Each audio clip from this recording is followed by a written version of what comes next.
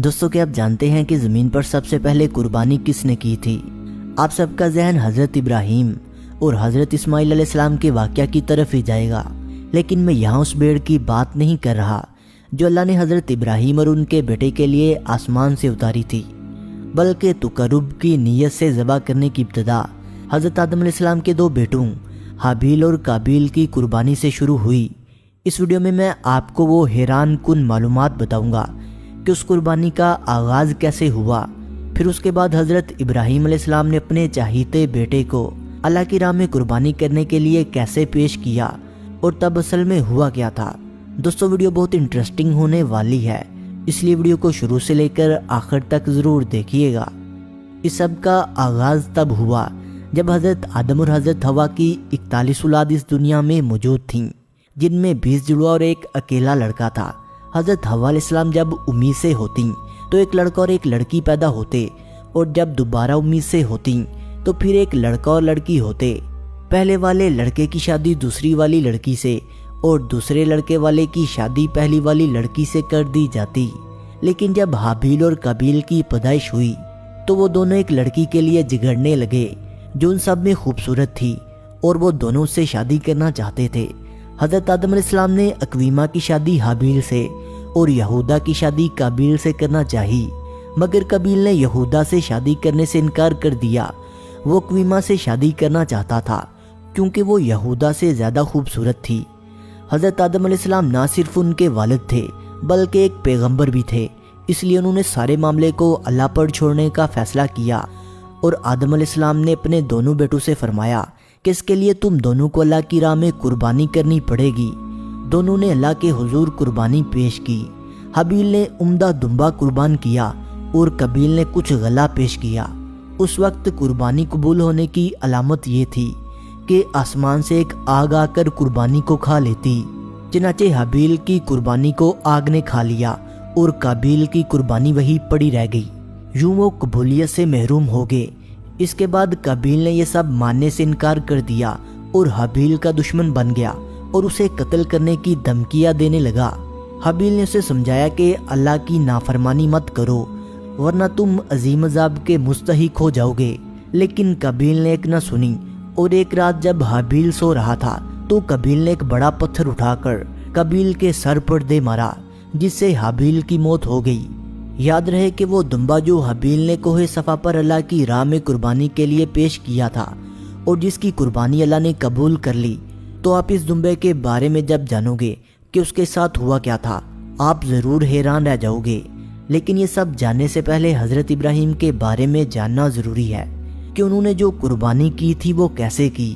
हज़रत मोहम्मद सल्लल्लाहु अलैहि वसल्लम के दादा अब्दुल मुत्तलिब कुरैश मक्का के रहनुमा और बनु हाशिम के सरदार थे।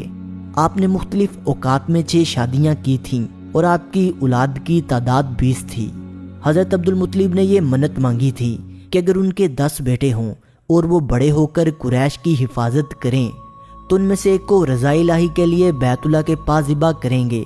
जब उनकी मन्नत पूरी हो गई तो उन्होंने अपने बेटों को जमा किया और अपनी मन्नत की खबर देकर ये मन्नत पूरी करने को कहा।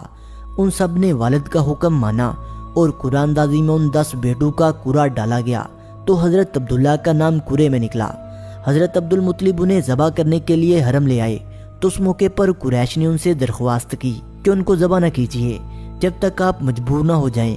अगर आप ऐसा करेंगे तो हर शख्स अपने बेटे को लाएगा कि इसको ज़बा करें। लेकिन हज़रत अब्दुल मुत्तलिब ने कसम खाई थी और वो पीछे नहीं हटना चाहते थे, इसलिए ये तय हुआ कि हज़रत अब्दुल्ला के बदले 100 ऊँट कुर्बान किए जाएं। तब हज़रत अब्दुल मुत्तलिब ने सफ़ा और मरवा के दरमियान ऊँटों को ले जाकर कुर्बान कर दिया। हज़रत अब्दुल मुत्तलिब पहले शख्स हैं जिन्होंने एक जान का बदला 100 ऊँट दिया, जिसके बाद कुरैश और अरब में भी यही दस्तूर हो गया और आप सल्लल्लाहु अलैहि वसल्लम ने भी इसे बरकरार रखा। अब हज़रत इब्राहीम अलैहिस्सलाम की उस कुर्बानी के बारे में जानते हैं, जिसकी बदौलत आज हर साल मुसलमान पूरी दुनिया में ईद के रोज़ कुर्बानी करते हैं। हज़रत इब्राहीम ने जुल्हज की 8वीं रात एक ख्वाब देखा जिसमें कोई कहने वाला ये कह रहा था कि बेशक अल्लाह तुम्हें अपने बेटे को ज़बह करने का हुक्म देता है। 9वीं रात फिर वही ख्वाब देखा। 10वीं रात फिर वही ख्वाब देखने के बाद आपने सुबह उस ख्वाब पर अमल करने यानी बेटे की कुर्बानी का पक्का इरादा फरमा लिया। اللہ کے حکم پر عمل کرتے ہوئے بیٹے کی قربانی کے لیے حضرت ابراہیم علیہ السلام اپنے پیارے بیٹے حضرت اسماعیل علیہ السلام کو، جن کی عمر اس وقت 7 یا 13 سال یا اس سے تھوڑی زائد تھی، پھر جس طرح حضرت اسماعیل علیہ السلام نے کہا تھا ان کو اسی طرح باندھ دیا، اپنی چھری تیز کی، حضرت اسماعیل علیہ السلام کو پیشانی کے بل لٹا دیا، ان کے چہرے سے نظر ہٹائی اور ان کے گلے پر چھری چلا دی، لیکن چھری نے اپنا کام نہ کیا، یعنی گلا نہ کاٹا۔ اس وقت حضرت ابراہیم علیہ السلام پر وحی نازل ہوئی۔ چنانچہ قرآن میں ارشاد ہوتا ہے، ابراہیم بے شک تو نے خواب سج کر دکھایا، ہم ایسا ہی صلہ دیتے ہیں نیکوں کو، بے شک یہ ایک روشن جانچ تھی اور ہم نے ایک بڑا ذبیحہ اس کے صدقے میں دے کر بچا لیا۔ جس دمبے کو اللہ نے حضرت اسماعیل کے بدلے بھیجا وہ وہی دمبا تھا جسے ہزاروں سال پہلے حابیل نے کوہ صفا پر قربانی کے لیے پیش کیا تھا۔ یہ ہماری عید الاضحیٰ کی قربانی کی حقیقت ہے، جس کا آغاز اس دنیا کی 2 اہم شخصیات کی قربانی کے واقعہ سے ہوا، ایک حضرت محمد صلی اللہ علیہ وآلہ وسلم کے والد اور ایک آپ صلی اللہ علیہ وآلہ وسلم کے خاندان کے بزرگ پیغمبر حضرت ابراہیم علیہ السلام کے بیٹے حضرت اسماعیل علیہ السلام۔ دوستو، آپ صلی اللہ علیہ وآلہ وسلم نے فرمایا، جب تم قربانی کرتے ہو تو جانور کا خون بعد میں زمین پر گرتا ہے اور اب کی بارگاہ میں پہلے قبول ہو جاتا ہے۔